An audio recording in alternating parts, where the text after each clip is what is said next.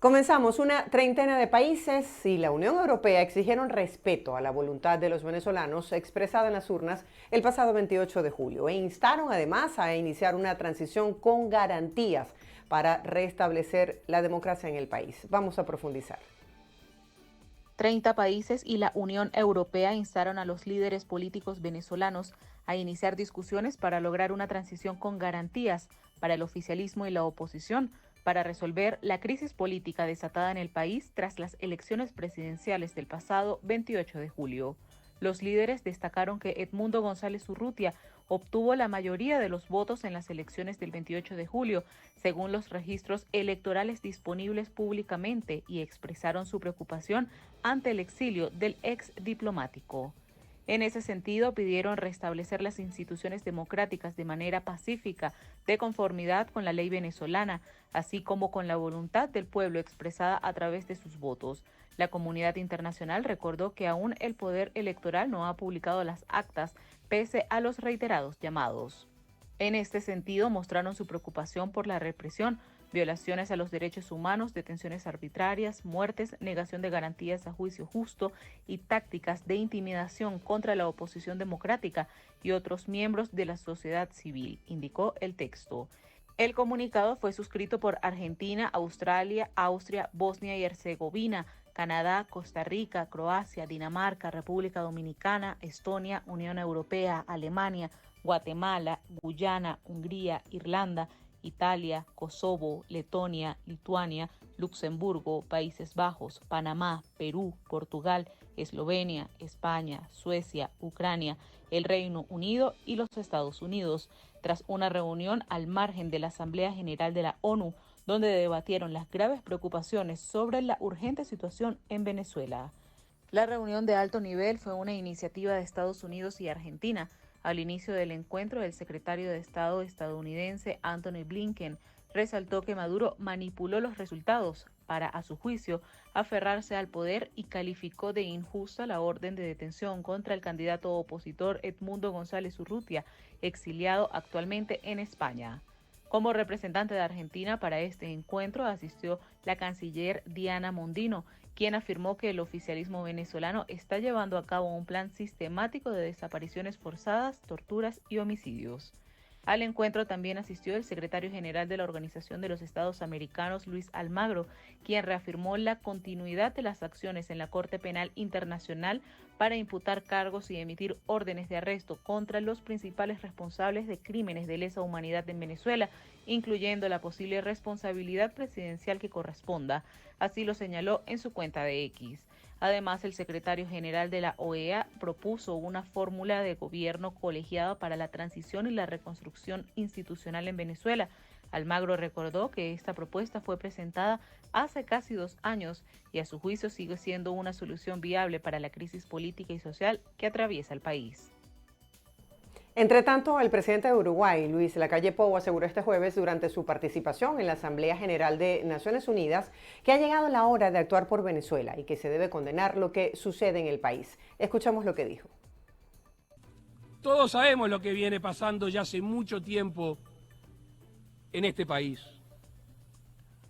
Y muchos gobiernos y muchos líderes mundiales han mirado para el costado. Por falta de interés, algunos de ellos, o lamentablemente algunos, por interés. Yo creo que acá ya no se trata de presentar las actas de las elecciones, ni nada que se le parezca. Acá se trata de condenar el fraude, se trata de condenar el régimen y condenar no solo un proceso electoral viciado. Hay que hacerlo también con la persecución política, con la violación de los derechos humanos, con la prisión arbitraria. Sé que muchos gobernantes, jefes de gobierno, jefes de Estado en este estrado han hablado al respecto. A mí me parece que ha llegado la hora de actuar. Ha llegado la hora de actuar por Venezuela, por los venezolanos. Y también, permítanme, que si la comunidad internacional es tolerante ante estas actitudes, Solo resta esperar, saber cuál va a ser el próximo país que va a verse sometido a lo que están sometidos. Cambiamos de tema. Pedro Guanipa, jefe del despacho del alcalde de Maracaibo en el estado Zulia, fue detenido arbitrariamente este jueves. Así lo informó su hermano Tomás Guanipa. Escuchemos los detalles de su caso. El dirigente político del movimiento Primero Justicia, Tomás Guanipa, confirmó la detención arbitraria de su hermano Pedro Guanipa este jueves 26 de septiembre, cuando se disponía a sellar el pasaporte para trasladarse a Bogotá, Colombia. Por su parte, Juan Pablo Guanipa afirmó que su hermano no ha cometido ningún delito y exigió información sobre su ubicación. Pedro es el actual jefe del despacho del alcalde de Maracaibo, estado Zulia. La denuncia de la detención fue dada a conocer primeramente por la esposa de Pedro Guanipa, Carol Figueredo, en la red social X, quien señaló que desconocen su paradero y pidió su liberación. Y en más información, el abogado Joel García señaló que a las personas detenidas en las protestas postelectorales se les acusa de terrorismo sin que se sepa exactamente cuáles fueron los actos para justificar esa imputación. Vamos a escuchar cuáles son sus argumentos. Peor aún es que detienen 40, 50 personas, como estos hechos del día 29, del 30, y a todos le imputan por igual terrorismo, a todos le imputan conspiración, pero no individualizan las conductas. Es decir, no es que yo meto en un saco a 50 personas y digo ustedes son terroristas. No, tú tienes derecho a que te digan usted el día X, a la hora X, hizo tal o cual acto, ¿verdad? Individualizar qué hice yo. Por más que me hayan detenido un grupo, cada persona tiene que tener una conducta porque la responsabilidad penal es individual. Entonces, si tú no me dices en qué circunstancias me detienes o cuáles son los hechos que me atribuye en modo, tiempo y lugar, ¿cómo te defiende? Además que el defensor público en estos casos, y quiero exonerarle la responsabilidad a ellos porque en verdad lo que están es cumpliendo instrucciones, no pueden hacer mayor cosa. Y el juez de control, que ese sí tiene una gran responsabilidad, porque un fiscal del Ministerio Público puede pedirle la pena de muerte si le da la gana por decir algo a un juez, pero el juez de control es para garantizar los derechos. Y ese juez de control forma parte más bien de todo este lamentable hecho que estamos viviendo. El Comité de Madres en Defensa de la Verdad se concentró este jueves en la sede del Ministerio Público en la ciudad de Caracas, exigiendo la libertad de los adolescentes detenidos arbitrariamente en el marco de esta represión postelectoral en Venezuela. Vamos a presentarles los detalles. No son terroristas, son inocentes, no son terroristas, son inocentes. Bajo el grito "son inocentes, no terroristas", madres de los 8 adolescentes que permanecen detenidos en la unidad de atención Ciudad Caracas, al sur de la capital venezolana, exigieron la liberación de sus familiares. Están desesperados, quieren salir, ya no aguantan más, comienza el lunes las clases. Hay un niño que entra en 6º año, no va a participar en las clases mientras esté detenido. Mi hijo fue detenido el 2 de agosto a las 8 de la mañana en la puerta de mi casa, mientras se comía una chuchería. Le están imputando terrorismo. Cuando a mi hijo le dicen eso los policías, mi hijo me pregunta que si comerse una parrillita es material estratégico. Familiares denunciaron además que sus seres queridos fueron víctimas de torturas y malos tratos al momento de su detención. Mi hermano, al igual que todos los adolescentes, incluso los adultos, fue víctima de tortura, obligándolos a grabar un video donde decía que a él le pagaron para salir a protestar. El día de hoy mi hermano tiene su primera audiencia preliminar. ¿Y sabes qué dice el expediente? Que está acusado de terrorismo, incitación al odio y hurto calificado. Y eso no es todo.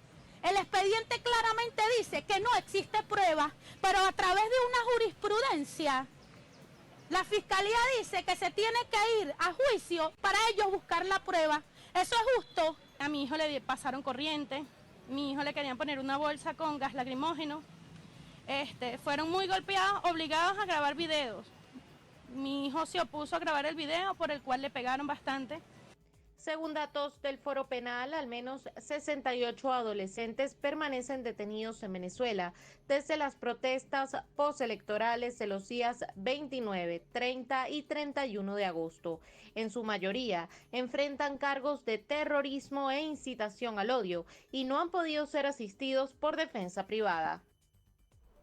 Continuamos a esta hora con más información en las 7 de las 7. Tras cruzar la selva del Darién, migrantes venezolanos en Panamá señalaron las razones que los llevaron a salir de su país y los temores que han experimentado durante su travesía. Les presentamos sus testimonios. Los venezolanos siguen siendo mayoría entre los migrantes que atraviesan la selva del Darién, la frontera natural entre Panamá y Colombia, rumbo a Norteamérica. Y algunos de ellos hablan de la peor trampa del mundo cuando se refieren al pasado 28 de julio, en las elecciones en Venezuela en las que se proclamó, sin que se difundieran las actas, la victoria del mandatario Nicolás Maduro. La venezolana Joana Calanche, de 23 años, había migrado a Chile, Ecuador, Perú y Colombia, pero luego volvió a Venezuela. Sin embargo, tras los resultados de los comicios, decidió salir nuevamente de su país, ahora en dirección al norte, hacia Estados Unidos. Dieron el primer boletín y en la noche no querían dar los resultados, todo era cadena nacional. Y yo me acosté y lo que escuché fue como a la 1 de la madrugada que mi esposo me tocó los pies y me dijo, él me dice, negra, nos vamos a tener que ir otra vez. Y le digo, ¿por qué perdimos? Y yo, ay, no te creo. Yo me sentí indignada. Yo decía, Dios mío, otra vez va afuera, otra vez, qué horrible. Y bueno, aquí me vine, aquí estoy. Los migrantes no ocultan el miedo a la deportación, un temor que no existía antes cuando en general todos continuaban sin trabas su camino hacia Estados Unidos. Pero algunas familias ya han sido separadas, como la de Frangelis Córdoba de Venezuela y su pareja Brian Pineda de Colombia. Lo metieron para migración, le hicieron una permimetría, que se le dice, y ahí le dijeron que a las 10 de la mañana fuera por su cédula. Nosotros nos campamos acá, donde nos ves, y ahí en la tarde lo vinieron a buscar, que recogiera todas sus pertenencias, y se los llevaron en un camión, sentados, como si ellos fueran unos delincuentes. El presidente de Panamá, José Raúl Mulino, centró esta semana su discurso ante la Asamblea General de la ONU en la crisis migratoria en el Darién y su relación con la situación política y económica en otros países como Venezuela, por lo que advirtió que no se puede solucionar un problema sin resolver el otro. 2023 tuvo un récord histórico de migrantes que atravesaron el Darién con más de 520.000. El 63% de ellos son venezolanos, según informaron las autoridades panameñas. Cambiamos ahora de tema. Los maestros de la educación pública comienzan este año escolar en Venezuela como terminaron, protestando para lograr la firma de su contratación colectiva vencida, según señalan, desde el año 2020. Les presentamos cuáles son estas solicitudes. Los maestros aseguraron que tienen el salario más bajo de Latinoamérica, $12, mientras que el promedio en el hemisferio es de $618. Los maestros en Venezuela hoy exigimos primeramente las condiciones de trabajo. Sin condiciones es imposible que los docentes podamos laborar todos los días en Venezuela. Que se hable de una vez por todas de la firma de la contratación colectiva, que se presente la oferta económica y se cancele la deuda que tiene el Ministerio de Educación con el sector educación. Es muy importante que se resuelva el tema del contrato colectivo, que es el objetivo principal, que es lo que no permite que los docentes puedan estar en las escuelas y que haya permitido que 200.000 trabajadores se hayan ido de la educación de nuestro país. Es muy lamentable que a pesar de que el contrato se venció en el año 2020 y que este contrato se violó durante todos los años, nosotros sigamos sin respuesta. Los maestros quieren volver a las escuelas con un sueldo que les permita hacer frente a las necesidades más básicas. Hoy exigimos, primeramente, que se cancele la deuda del 280% con su recurrencia, que se restablezcan las primas que fueron asaltadas en el mes de marzo del año 2022, donde se violó toda la progresividad que está contemplada en nuestras leyes. ¿Cómo hablar hoy de que el docente va a pedir préstamos si un maestro en Venezuela gana 200 o 300 bolívares quincenal? O sea, ¿qué hace un docente con 200 o 300 bolívares? Absolutamente nada. El bono indexado de guerra alcanza para medio comprar alimentos. Hoy queremos que se hable de esto y exigimos seriedad, apartar la demagogia y realmente presentar una oferta que recupere la presencia de los maestros en las escuelas. Los educadores aseguraron que según sus cálculos, el 40% de lo que ganan lo gastan en transporte para ir a sus sitios de trabajo y volver a casa.